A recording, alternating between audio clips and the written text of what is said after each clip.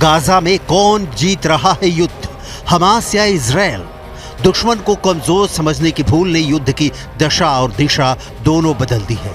उदाहरण देखिए, हमास ने वीडियो जारी किया है, एक दो नहीं, इजरायली सेना को टारगेट बनाकर हमास उनका खात्मा कर रहा है। हमास का दावा है कि इस भीषण हमले में इजरायली डिफेंस फोर्स के 10 सदस्यों की मौत हो गई है। हमास के दावे में अगर रत्ती भर भी सच्चाई है तो इजराइल के लिए, प्रधानमंत्री बेन्यामिन नेतन्याहू के लिए ये एक बहुत बड़ा झटका है। इजराइल ने युद्ध को लेकर नया दावा किया है, लेकिन क्या हमास के हमले में वाकई 10 सैनिकों की मौत हुई है, इसकी पुष्टि नहीं की जा सकती।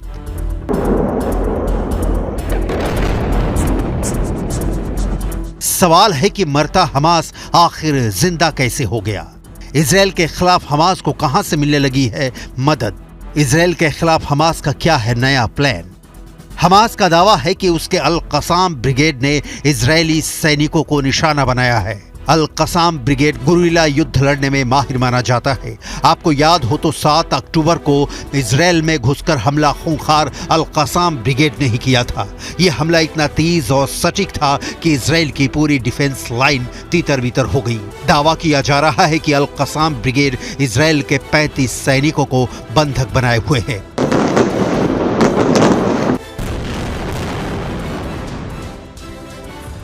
अल कसाम ब्रिगेड हमास की सबसे खूंखार मिलिट्री यूनिट है। इस यूनिट में शामिल आतंकवादियों की तुलना आईसिस की क्रूरता से की जाती है। मोहम्मद दैफ, जिसे इजरायली सेना ने मारने का दावा किया है, ब्रिगेड का प्रमुख था। ये गाजा पट्टी के भीतर संचालित होने वाला सबसे बड़ा और सबसे ज्यादा हथियारबंद आतंकवादी समूह है। हमास के लड़ाकों की ताकत का अंदाजा आप इसी बात से लगा सकते हैं कि 7 अक्टूबर से अब तक, जब महीना ही नहीं साल बदलने जा रहा है, इजराइल से गाजा पर कब्जा अब भी दूर है। कब्जे के प्लान में देर की वजह इजराइल कुछ और बता रहा है, लेकिन हमास जिस तरह से दावे कर रहा है वो इजराइल को करारा जवाब दे रहा है, उससे कहानी कुछ और दिखती है। पुतिन जैसे यूक्रेन में फंस गए, क्या नेतन्याहू वैसे ही गाजा में फंस गए हैं? गाजा पट्टी सिर्फ 40 से 45 किलोमीटर लंबी और 6 से 10 किलोमीटर चौड़ी पट्टी है। यहाँ 23 लाख की आबादी रहती थी, इसलिए करीब 20 लाख लोग विस्थापित हो चुके हैं। आपकी स्क्रीन पर ऐसे ही विस्थापित लोगों का वीडियो है।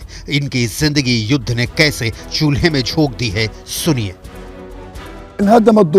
واستشهد ابني وجيت شردنا بالقصف في الليل وجينا هان شردنا من خان يونس لدير البلح لهال المنطقه الشهداء الاقصى واحنا ما فيش مأوى زي الناس كل ما نروح منطقه بيسلخونا فيها। गाजा में तबाही और मौतों पर पूरी दुनिया इजराइल को सलाह दे चुकी है कि जरा सोच समझ कर, लेकिन इजराइल ने इसकी जगह हमले और बढ़ा दिए। हमास के पास जवाब देने के अलावा कोई चारा नहीं बचा है। मरते मरते हमास इजराइल पर टूट पड़ा है।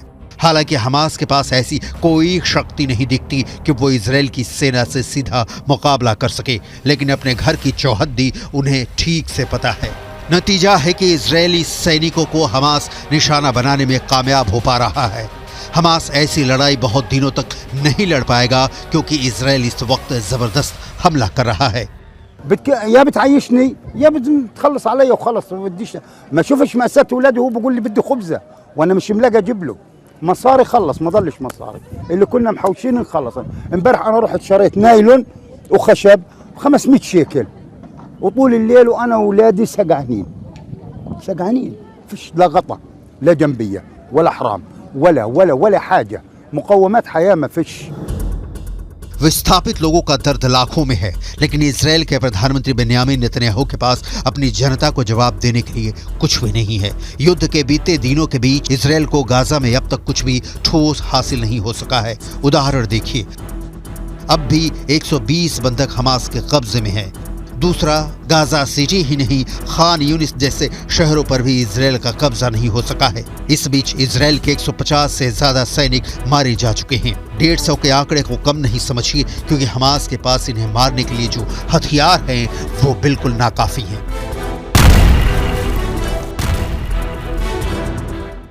इजराइल की जनता अब अपने बंधक परिजनों की रिहाई चाहती है। बेन्यामिन के हाथ 3 महीने बाद भी खाली हैं। इसका कारण हमास की सिर्फ प्रतिरोधक क्षमता नहीं है, इसका कारण है आम फिलिस्तीनियों के प्रति सहानुभूति। खुद इजराइल के भीतर युद्ध विराम के लिए प्रदर्शन हो रहे हैं। सोशल मीडिया पर नेतन्याहू की खूब आलोचना हो रही है और हमास इस बीच जितना संभव हो सके हमला कर रहा है। जमीन पर हमास को भले ही ईरान या तुर्की जैसे देशों का साथ नहीं मिल रहा है, लेकिन माहौल तो ये देश बना ही रहे हैं। Bunlar bize Hitler'i de aratacak. Bu Netanyahu'nun yaptıklarının Hitler'den geri kalır yanı var mı? Yok. Şu an itibariyle Hitler bunun kadar zengin değildi. Bu Hitler'e göre daha zengin. Batı'dan alıyor destekleri. Amerika'dan her türlü destek geliyor. Ve bütün bu desteklerle 20 bini aşkın Gazze'liyi bunlar ne yaptı? Gaza के स्वास्थ्य मंत्रालय के मुताबिक 7 अक्टूबर से चल रहे Israeli युद्ध में अब तक 21,000 फिलिस्तीनी मारे गए हैं। 54,536 लोग घायल हुए हैं। समाचार एजेंसी शिन्हुआ ने मंत्रालय के हवाले से बताया कि पिछले 24 घंटों में इजरायली बलों की तरफ से पूरे इलाके में शुरू किए गए 25 हवाई और जमीनी हमलों में 250 फिलिस्तीनियों की मौत हो चुकी है। मौतों की तादाद अभी और बढ़ी निश्चित है। इजराइल की तरफ से ऐसा कोई संकेत नहीं दिखता कि वो युद्ध विराम का ऐलान करने के मूड में है। इजराइल ने जो नया ऐलान किया है उससे खतरा और बढ़ गया है। אנו נלחמים במספר מוקדים מרכזיים בעזה. אחד באזור הנקרא אל בורג', זה אזור במחנות המרכז, שם אנחנו ביום השלישי להתקפה, הורגים מחבלים רבים ומחסלים תשתיות טרור. השני זה ח'אן יונס. ח'אן יונס בדרום הרצועה, מוקד טרור מרכזי של החמאס, שם אנחנו הרחבנו את הפעולה, הוספנו היום חטיבה נוספת למרחב הזה, ואנחנו ממשיכים לפעול שם בשימוש בשיטות לחימה חדשות מעל האדמה ומתחתיה. इजराइल की सरकार और वॉर कैबिनेट के मुताबिक गाजा में जंग हमास को पूरी तरह खत्म करने तक चलेगी और इसमें 2 साल लग सकते हैं।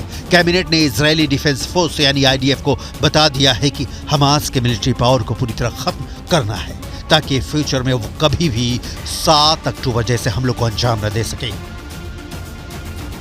ये दावा ब्रिटिश अखबार द सन की रिपोर्ट में किया गया है। रिपोर्ट में आगे कहा गया है कि इजराइल ने 7 टारगेट सेलेक्ट किए हैं। इनमें से 6 पर सरकार, इंटेलिजेंस एजेंसियां और IDF तेजी से काम कर रही हैं। रिपोर्ट में कैबिनेट मीटिंग में हुई चर्चा के हवाले से कहा गया है कि IDF 2024 में मई-जून तक हमास के खात्मे से जुड़ा पहला फेज पूरा कर लेगी। इसके बावजूद इस आतंकी संगठन को पूरी तरह नेस्तोनाबूद करने में 2 साल लगेंगे। नेतन्याहू ने ऐलान किया है कि यह जंग हमास के आखिरी आतंकी के खत्म होने तक जारी रहेगी। सवाल है कि हमास के आखिरी आतंकी को इजराइल ढेर करने में कब तक कामयाब हो सकेगा, क्योंकि जमीन पर जो हालात दिख रहे हैं उनमें हमास के लड़ाकों की मौत से ज्यादा आम फिलिस्तीनियों की मौत हो रही है। इजराइल भले ही मानवीय सहायता के नाम पर ट्रकों को जाने की इजाजत देकर फिलिस्तीनियों के खून को अपने हाथ से साफ कर दे, लेकिन ये 16 आने सच है कि इजराइल युद्ध में जितना खून बहा रहा है वो दुनिया के लिए और मुश्किलें पैदा करने वाला है। मीटिंग में डिफेंस मिनिस्टर यो गैलेंट ने कहा, गाजा में जंग लंबी और सख्त है और इसके लिए बड़ी कीमत चुकानी होगी। इसके बावजूद हम तैयार हैं, क्योंकि ऐसा करने की वजह है टारगेट हासिल करने के लिए ताकत, समर्थन और एकता की जरूरत है। ये इजराइल के वजूद की जंग है। हमास खत्म होगा।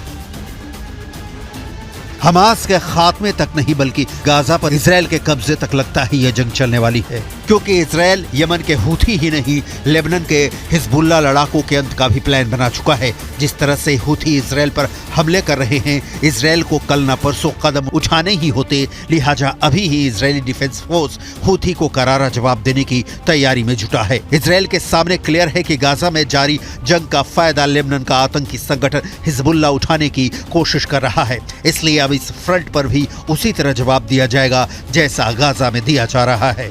असल में इजराइल इस वक्त 7 फ्रंट पर एक साथ लड़ रहा है। Gaza, Lebanon, Syria, West Bank, Iraq, Yemen और ईरान। इजराइल बदला पूरा करने के लिए लड़ रहा है और हमास पहले हमला कर अब बचने की कोशिश में है, लेकिन युद्ध विराम दूर की कौड़ी नजर आ रही है। लिहाजा जो तय दिख रहा है वो ये कि अभी जंग जारी रहने वाली है, खास ये कि जितनी तेज अभी है उससे और भीषण होगी।